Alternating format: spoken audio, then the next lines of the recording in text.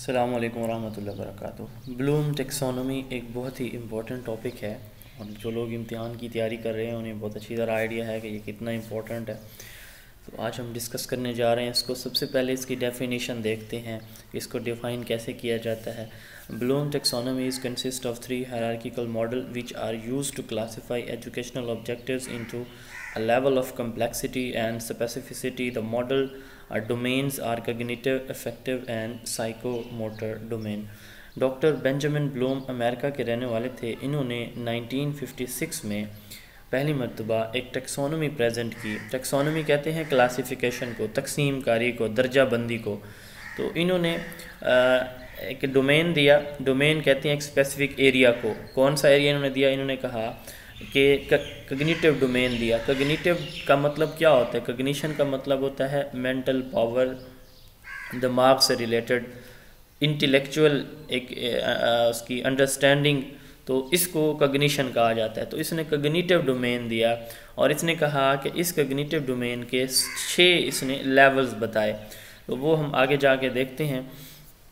तो इनमें एक हायरार्की है। हायरार्की किसको कहते हैं? हायरार्की कहते हैं कि एक चीज़ जो है वो टॉप पे मौजूद है, फिर उसके नीचे कुछ और मौजूद है, उसके नीचे कुछ और मौजूद है, उसके नीचे कुछ और मौजूद है। यानी एक सीक्वेंस में हायर से लोअर की तरफ जब हम जो है वो मूव कर रहे होते हैं एक स्ट्रक्चर की शक्ल में, तो इसको हम हायरार्की कहते हैं। तो यहाँ पे देखें अगर आप, तो ये इसका जो है हाईएस्ट इसका लेवल इवेलुएशन है, सिंथेसिस है, एनालिसिस है, एप्लीकेशन है, कंप्रीहेंशन है या नॉलेज है। इसी तरह हायरार्की के हम नीचे से ऊपर भी जा सकते हैं, ऊपर से नीचे भी आ रहे होते हैं। तो नीचे से ऊपर अगर हम जाएं तो knowledge, comprehension, application, analysis, synthesis और इवेलुएशन, तो ये हायरार्की बन रही। तो यही बात इसकी डेफिनेशन में की जा रही है। अच्छा, 3 डोमेन्स इसके। पहला डोमेन जो कॉग्निटिव है ये बेंजामिन ब्लूम ने दिया था। दूसरा इसका जो डोमेन है इस 1956 में ये दिया था ब्लूम ने, डॉक्टर ब्लूम ने। तो 1956 के 8 साल बाद 1964 में अफेक्टिव डोमेन दिया डेविड क्रैथहोल ने, और उसके 8 साल बाद अगला जो डोमेन है इसका साइकोमोटर डोमेन 1972 में ये दिया है सिम्पसन ने 1972 में। प्रैक्टिकल या मोटर स्किल से रिलेटेड है। और दूसरा जो है वो अफेक्टिव डोमेन है। तो ये 3 डोमेन है। यही बात यहाँ पे डेफिनेशन में की जा रही है कि Bloom taxonomy consist of 3 hierarchical models, यानी 3 डोमेन्स। हायरार्की है हर एक में, कॉग्निटिव, अफेक्टिव और साइकोमोटर। ये हायरार्की और इसकी जो क्लासिफिकेशन है ये हम इसी वीडियो में थोड़ा सा आगे जाके देखेंगे, मजीद क्लियर हो जाएगा। Models which are use to classify educational objectives into a level of complexity and specificity. इसी की बेस पे फिर हम क्या करते हैं, एजुकेशनल जो ऑब्जेक्टिव हैं हम उनको क्लासीफाई करते हैं कि ये जो टीचर ने पढ़ाया, बच्चे ने लर्न किया, तो ये जो है नॉलेज से रिलेटेड है, ये कंप्रीहेंशन से है, ये एप्लीकेशन, एनालिसिस, सिंथेसिस से है, वगैरह वगैरह। तो ये उसके 3 लेवल्स होते हैं। इन मॉडल्स के नाम क्या हैं? कॉग्निटिव, अफेक्टिव और साइकोमोटर डोमेन। अब हम इसकी डिटेल देखने जा रहे हैं। सबसे पहले जो इसका कॉग्निटिव डोमेन है, डॉक्टर बेंजामिन ब्लूम ने ये 1956 में जो है वो प्रेजेंट किया था। इसके 3 जो हैं वो डोमेन हैं टोटल, कॉग्निटिव, अफेक्टिव और साइकोमोटर। और जो cognitive domain doctor Benjamin Bloom ने क्लासीफाई किया 1956 में, इसके 6 लेवल्स हैं। ये लेवल कौन से हैं? नॉलेज है, कंप्रीहेंशन है, एप्लीकेशन है, एनालिसिस है, सिंथेसिस है और इवेलुएशन है। कासी के नाम से आप इसको याद कर लें, KCASSE। तो इसी तरह, या फिर आप इसको कोई और इसके पहले जो है फर्स्ट लेटर से आप कोई भी किसी भी नाउन का नेम लिख लें और फिर आगे इसको याद रख लें, वो अपनी तरतीब से आप कर सकते हैं। Knowledge, comprehension, application, analysis, synthesis and evaluation, ये है कॉग्निटिव डोमेन। अब उसके बाद है अफेक्टिव डोमेन। अफेक्टिव डोमेन में है एटीट्यूड, वैल्यूज़, फीलिंग्स। ये यानी किस चीज़ से रिलेटेड है? कॉग्निशन हमने कहा कि ये सिर्फ रिलेटेड है हमारे माइंड से। अफेक्टिव डोमेन ये जो है एटीट्यूड से, वैल्यूज से, फीलिंग से। तो कौन अच्छा, कौन बुरा, कितना अच्छा करता है, कितना बुरा करता है, उसका एटीट्यूड क्या है, उसका रवैया, उसका बिहेवियर क्या है, जो सोशल वैल्यूज़ हैं वो कितना एक्सेप्ट या रिजेक्ट करता है। तो डेविड क्रैथहोल ने दिया, इसके 5 लेवल्स हैं।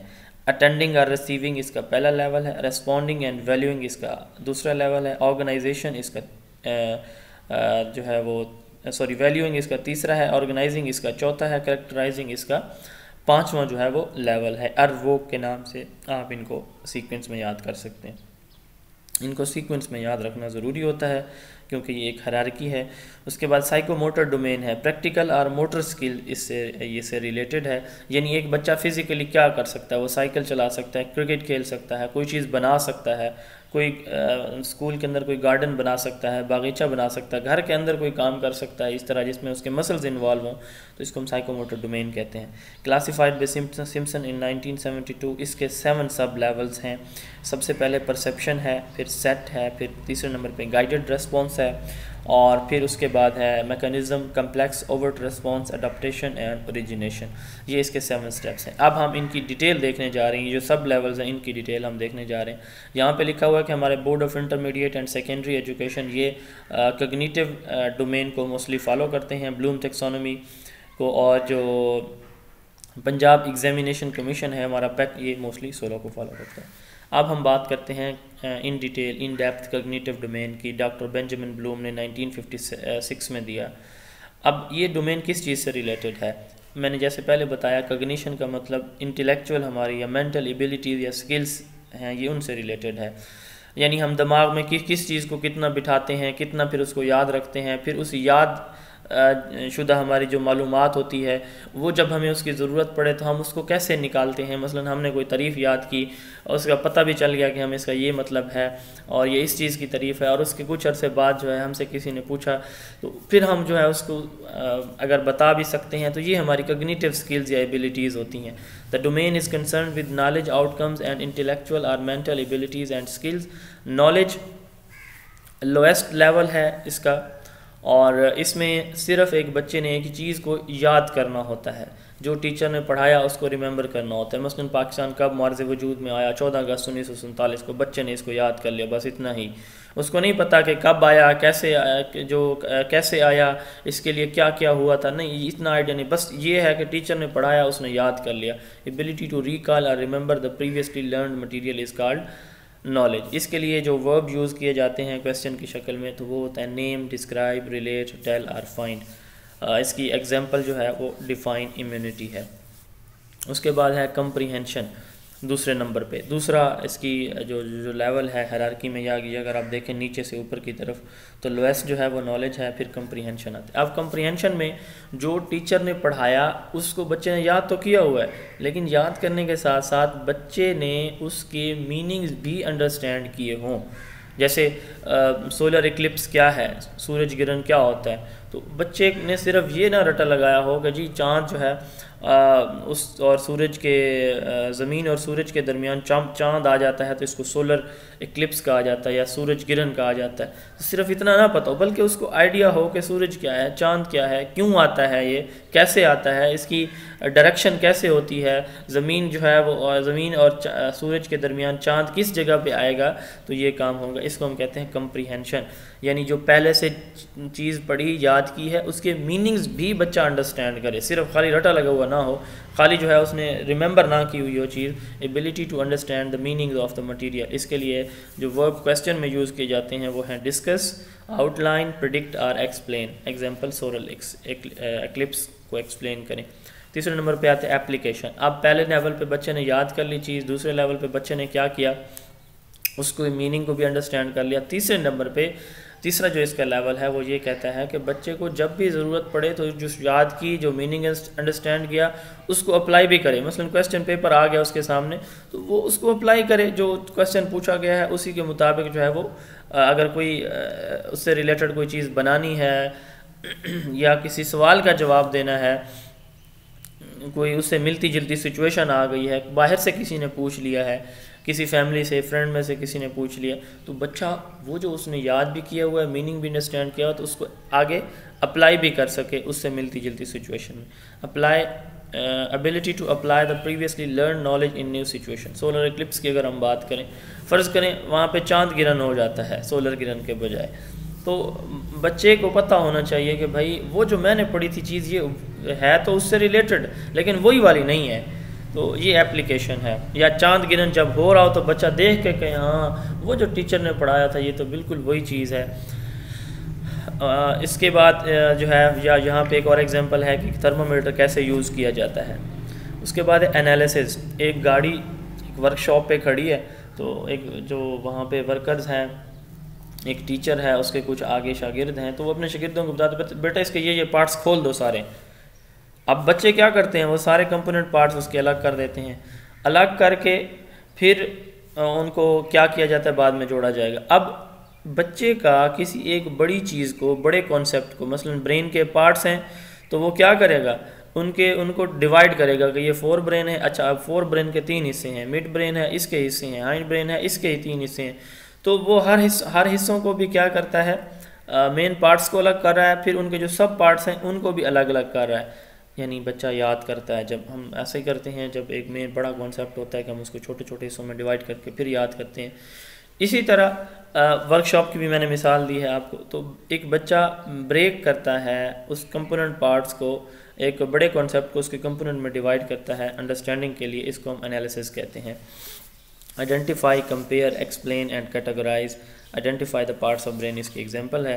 उसके बाद synthesis, ability to integrate different parts to form a new whole, different जो पार्ट्स हैं उनको आपस में इंटीग्रेट करना, यानी सिंथेसिस में ability to integrate different parts to form a new whole.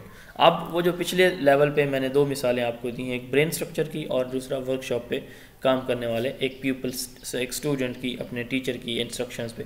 अब वो क्या करता है, गाड़ी के उन पार्ट्स को उसने वॉश किया, वॉश करने के बाद टीचर कहते हैं बेटा इनको दोबारा जोड़ दो। अब ये सिंथेसिस कहलाएगा। ब्रेन स्ट्रक्चर, उसने पहले उनके पार्ट्स बनाए, अब पार्ट्स को रिमेंबर किया, अंडरस्टैंड किया। अब टीचर उन्हें कहते हैं कि बेटा अब ये जो पार्ट्स हैं, अब इनका जो है वो स्ट्रक्चर आपने एक साथ ही बना के मुझे दिखाएं, इकट्ठा इनका आपस में इंटीग्रेट करके। तो ये जो है उसका सिंथेसिस कहलाएगा। Draw a structure of brain, active verbs इसके लिए हैं क्रिएट, इमेजिन, डिज़ाइन और प्लान। एवेलुएशन ये इसका हाईएस्ट लेवल है। एवेलुएशन में एक ओवरऑल जजमेंट देखी जाती है कि एक बच्चा जो उसने याद भी की एक चीज़, उसको उसके मतलब भी उसको पता है, वो अप्लाई भी उसको कर सकता है, उसके कंपोनेंट में उसको डिवाइड भी कर सकता है कि ये उसके 4 मिड हाइंड ब्रेन है, उसके बाद उनको इकट्ठा भी कर सकता है और एंड पे इवेलुएट भी कर सकता है। इवेलुएशन का क्या मतलब होता है? इवेलुएशन का मतलब होता है कि ये क्यों हो रहा है, इसका क्या मकसद है, इसके क्या फंक्शनिंग है, इसके क्या फ़वाइद हैं, इसके क्या नुकसानात हैं। तो ओवरऑल जो जजमेंट की जाती है, एबिलिटी टू चेक एंड जज the value of the material is called evaluation. तो ये हाईएस्ट इसका लेवल है। एक्टिव वर्ब इसके लिए जज, जस्टिफाई, डिसाइड, प्रायोरिटाइज और रेट ये यूज़ किए जाते हैं। जस्टिफाई, ICT इंक्रीज लर्निंग, आप इसको जस्टिफाई करें कि information and communication technology learning को इंक्रीज़ करती है। अब जो रिवाइज कॉग्निटिव डोमेन है ये 2001 में, ये पहला था कॉग्निटिव डोमेन 1956 वाला। अब 2001 में इसका रिवाइज्ड मॉडल भी पेश किया गया जो कि बेंजामिन ब्लूम के स्टूडेंट हैं एंडरसन और क्रैथहोल, इन्होंने दिया है 2001 में। तो इसको कहा जाता है कि टैक्सोनॉमी कॉग्निटिव डोमेन को और सोलो को taxonomy for teaching, learning and assessment. अब क्या डिफरेंस है इन दोनों में? थोड़ा सा डिफरेंस है। डिफरेंस ये है कि यहाँ पे 1956 वाले नाउन की शक्ल में हैं, 2001 वाले जो लेवल्स हैं 6 ये वर्ब की शक्ल में। जैसे नॉलेज है, रिमेंबर है, कंप्रीहेंशन है, अंडरस्टैंडिंग है, application apply, analysis analyse, synthesis create और इवेलुएशन इवेलुएट। ये बस इनके जो है वो नाम चेंज हुए हैं सिर्फ। और जो इसका 5th था, सिंथेसिस था 1956 का, तो ये बना है 2001 का जो मॉडल दिया है क्रैथहोल और सिम्पसन ने, इसमें ये 6ठे नंबर पे चला गया, 5वें लेवल जो 1956 वाला है। और इसी तरह इसका जो चौथा लेवल है, जो 5वां लेवल है इवेलुएशन वाला, वो इसके 2001 के चौथे लेवल पे आ गया। तो यानी ये सिंथेसिस जो है ये ऊपर चला गया है नए मॉडल में और इवेलुएशन इसकी जगह नीचे आ गया है।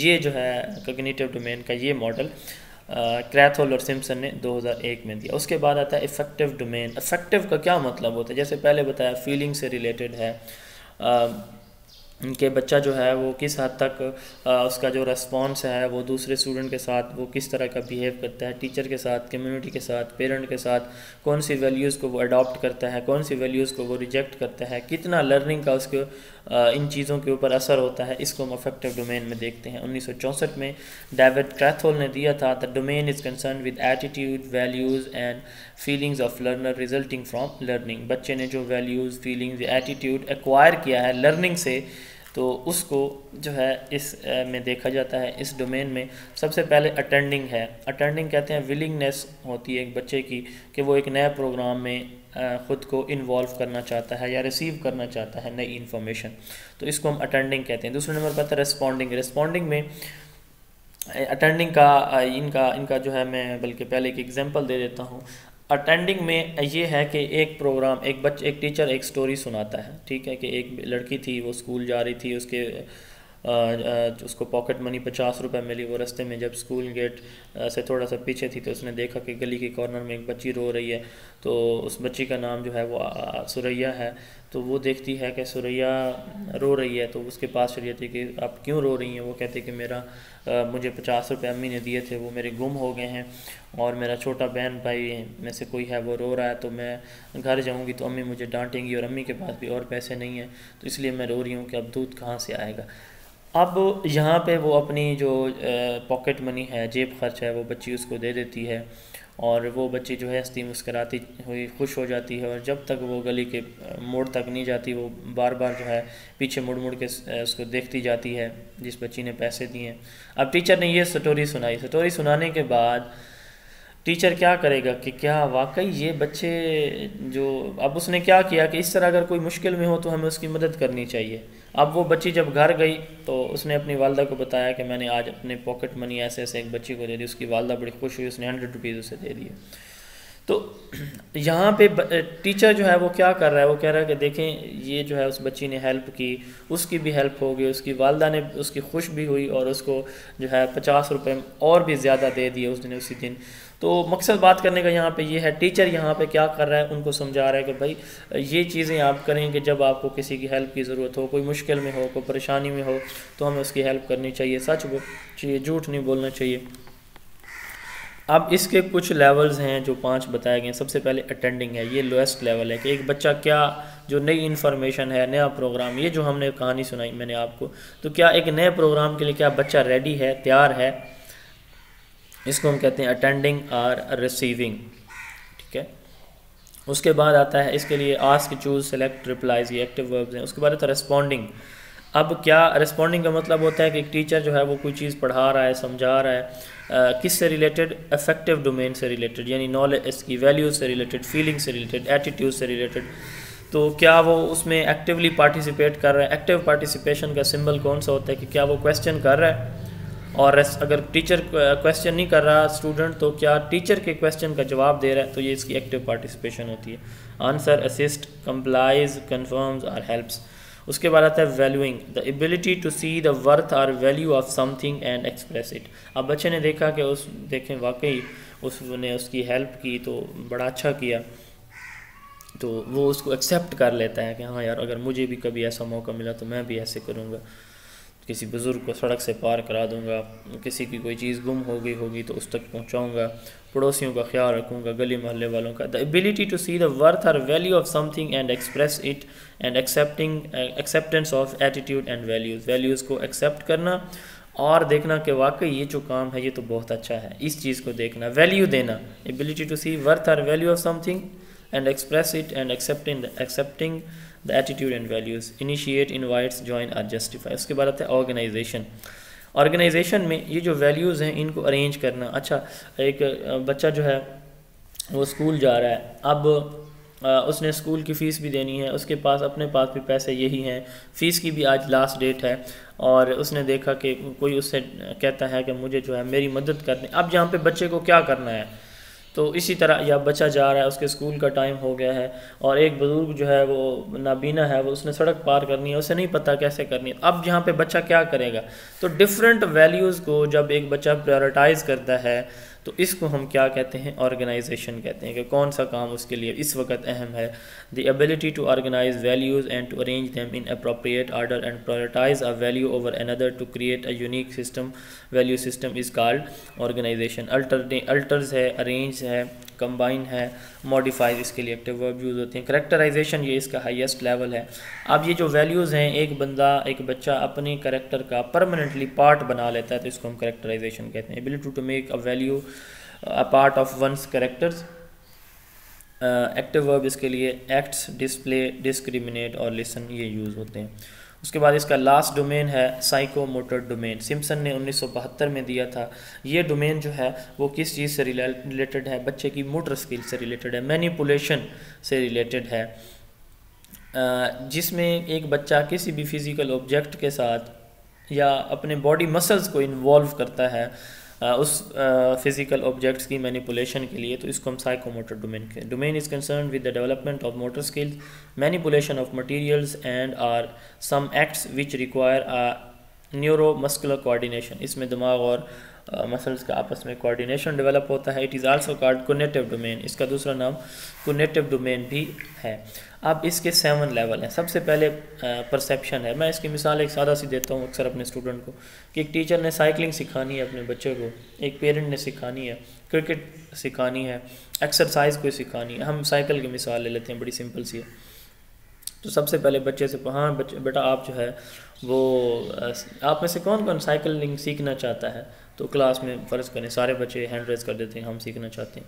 फिर ये मैं समझाने के लिए दे रहा हूँ, लेकिन क्लास में हम जो है इस तरह की एक्टिविटी, मसलन कोई चार्ट बनाना, कोई ड्राइंग करना, कोई लेबॉर्ट्री में कोई डिज़ाइन बनाना, कोई छोटा सा बगीचा तैयार करना, बहुत सारी एग्जांपल दी जा सकती हैं। ये सिर्फ बेटर अंडरस्टैंडिंग के लिए मैं एक सिंपल सी एग्जांपल आपको दे रहा हूँ साइकिलिंग की। अब उसने कहा कि अच्छा बेटा सारे आप सीखना चाहते हैं, वेरी गुड। तो ये पहला लेवल हो गया perception, willingness to receive the information और अटेंड अ प्रोग्राम। दूसरा इसका जो लेवल होता है, इसके लिए जो यूज़ किए जाते हैं chooses, differentiate, distinguishes, identifies, detects, ये इसके लिए एक्टिव वर्ब्स हैं। उसके बाद आता है सेट। सेट कहते हैं हम, अब बच्चे विलिंग तो हैं, क्या रेडी भी हैं कि अभी अगर हम साइकिलिंग स्टार्ट करें क्लास से बाहर जाके, तो अगर बच्चे रेडी हैं तो इसको हम बच्चों की जो रेडीनेस है इसको हम क्या कहते हैं, set, the readiness to act. बच्चे तैयार हैं सीखने के लिए, तो ये उसका दूसरा लेवल है। अब वो विलिंग भी हैं, तैयार भी हैं, रेडी भी हैं। तीसरे नंबर पे आते हैं गाइडेड रिस्पॉन्स। अब एक टीचर जो है वो छोटी सी साइकिल है, वो आप पीछे से पकड़ता है, एक बच्चे को ऊपर बिठाता है, आपसे कहते हैं हाँ जी आप जो है आहिस्ता आहिस्ता इसको मूव करें। तो वो बच्चा क्या करता है, आहिस्ता आहिस्ता उसके जो पैडल है वो उनको चलाना शुरू करता है। उसका हैंडल उससे कवर नहीं होता, जो फ्रंट व्हील है वो उससे कवर नहीं होता। वो बच्चा जो है वो जिग जैग मूवमेंट कर रहा है, तो ये गाइडेड रेस्पॉन्स है। यानी वो जब एक मोटर स्किल बच्चा सीख रहा है किसकी सुपरविजन में, एक टीचर की सुपरविजन में, गाइडेड रिस्पॉन्स इसी चीज़ को कहते हैं कि early stage in skill acquisition where the skills are perform under the guidance of the teacher. Imitation, trial and error इसका प्रिंसिपल होता है कि बच्चा जो है इमिटेट करता है, टीचर खुद करके दिखाएगा, बच्चा करेगा, गलती करेगा 1 बार 2 बार 3 बार 4 बार और आहिस्ता आहिस्ता उसकी प्रैक्टिस हो जाएगी। तो इमिटेशन और trial and error guided response में आता है। Carries out, makes, perform and calculate. उसके बाद आता है मैकेनिज़्म। अब बच्चे को जो टीचर ने सब सिखाया कि ऐसे आपने हैंडल पकड़ना है, फ़र्ज़ करें ऐसे आपने इसके पेडल्स को मूव करना है, यहाँ से आपने अपना बैलेंस रखना है, तो बच्चा क्या करता है आहिस्ता आहिस्ता वो जो रिस्पॉन्सेज आते हैं जो उसने लर्न किए हैं उनको अपनी हैबिट बनाना शुरू कर देता है। यानी उसको दोबारा से बताने की ज़रूरत नहीं है कि हैंडल कैसे आपने पकड़ना है, जिग जैग साइकिल हो रहा हो तो आपने फिर उसको कैसे कंट्रोल करना है, तो वो आहिस्ता इसकी हैबिट बनना शुरू हो जाती है। इसको हम कहते हैं मैकेनिज़्म। यानी जो भी उसने रिस्पॉन्स लर्न किया उसको अपनी हैबिट का हिस्सा बना लिया, हैबिचुअल एक्शन उसके हो गए। यहाँ पे बच्चा जो है कॉन्फिडेंस के साथ, प्रोफिशेंसी के साथ इनको करता है। The ability to convert the learn responses into habitual action with proficiency and confidence. Distinguishes, identifies, detects, makes, performs, calculates. उसके बाद है कम्प्लेक्स ओवर्ट रिस्पॉन्सेज। अब यहाँ पे बच्चे को किसी भी असिस्टेंट्स की ज़रूरत नहीं है, वो सारे का सारा काम खुद स्किलफुली कर सकता है। यानी गाइडेड रिस्पॉन्स में उसको टीचर ने बताया, मैकेनिज़्म में उसने उन रिस्पॉन्सेज को खुद से सीख के अपने उसमें हिस्सा बना लिया अपनी लर्निंग का। और कम्प्लेक्स ओवर्ट में यहाँ पे बच्चा साइकिलिंग खुद कर लेगा किसी भी सिचुएशन में, वो जो है बच्चा वो साइकिलिंग का माहिर बन जाएगा। The ability to skilfully perform a complex movement pattern, perform it without hesitation and expertise, यहाँ पे बच्चा एक्सपर्ट बन जाएगा। Carry out, makes, perform, calculates. उसके बाद है अडॉप्टेशन। इसमें स्किल्स जो है वो अडॉप्ट की जाती हैं स्पेशल सर्कमस्टांसेस के लिए। मसलन एक बच्चा उसने तो स्कूल के बड़े ग्राउंड में एक चीज़ सीखी है, ठीक है, अब यहाँ पे कम्प्लेक्स ओवर्ट रिस्पॉन्स में तो स्कूल के ग्राउंड में तो वो बड़ी अच्छी तरह आप साइकिलिंग कर रहा है, लेकिन क्या वो गली में कर सकता है, बाज़ार में कर सकता है, किसी जो है रेतली ज़मीन पे और सैंडी एरिया में कर सकता है, रोड से हट के जहाँ पे कोई पुख्ता रोड ना हो, तो इसको अडाप्टेशन कहेंगे। Skills are learn to such an extent that the student can adopt them to cater for special circumstances. वो स्पेशल सिचुएशन में भी क्या वही चीज़ जो उसने सीखी है वो उनको इस्तेमाल कर सकता है, तो इसको अगर कर सकता है तो ये अडॉप्टेशन कहलाएगी। अडॉप्ट्स, अल्टर्स, मॉडिफाइज और रीऑर्गेनाइज। उसके बाद हाईएस्ट लेवल जो इसका है वो है ओरिजिनेशन। अब यहाँ पे बच्चा जो है वो नया नया मूवमेंट पैटर्न सीखता है, मसलन वो वन व्हीलिंग स्टार्ट कर देता है, इसी तरह की यानी नए जो उसने चीज़ एक लर्न की है उससे हट के ख़ुद से अपनी तरफ से जो है वो, जैसे हम देखते हैं कि साइकिलिंग वाले बड़ी अच्छी तरह की वो करते हैं कि एक जो उसकी सीट होती है उसके ऊपर सीट ऊपर करके रख के, और इसी तरह और भी काफ़ी सारे मेथड्स उन्होंने अडॉप्ट किए होते हैं। तो यानी एक चीज़ जो सिखाई गई है उससे हट के उससे रिलेटेड और नई चीज़ें जो है वो ओरिजिनेट करना, तश्कील देना, बनाना, इसको हम ओरिजिनेशन कहते हैं। ये हाईएस्ट लेवल होता है। Creating new movement pattern for a specific situation, इसके लिए एक्टिव वर्ब्स जो है वो चूज़, क्रिएट्स, डिज़ाइन और ओरिजिनेट्स यूज़ होते हैं। आर्टिकुलेशन इसका है कि एक बच्चा जब बग़ैर किसी टीचर की हेल्प के एक काम को इंडिपेंडेंटली और स्किलफुली परफॉर्म करे तो ये आर्टिकुलेशन कहलाता है। आर्टिकुलेशन जो है हमारा कम्प्लेक्स ओवर्ट रिस्पॉन्स होता है। कम्प्लेक्स ओवर्ट रिस्पॉन्स का दूसरा नाम आर्टिकुलेशन है। तो perception, set, guided response mechanism, complex overt response, adaptation and origination, ये इसके जो है वो लेवल्स हैं। इंशाल्लाह हम अगली वीडियो में सोलो टेक्सोनॉमी को पढ़ेंगे। अगर आप मेरी बुक लेना चाहें जो इसी कंटेंट से तैयार की हुई है, या हमारी ऑनलाइन क्लासेस जो कि इंशाल्लाह आज 2 मार्च से स्टार्ट होने जा रही हैं, तीसरा बैच, अगर उसका हिस्सा बनना चाहते हैं तो 030060134743, ये मेरा व्हाट्सएप नंबर है। आप इस नंबर पे मैसेज करके, text message, WhatsApp text message करके रब्ता कर सकते हैं। अपना बहुत सारा ख्याल रखें। अस्सलाम वालेकुम।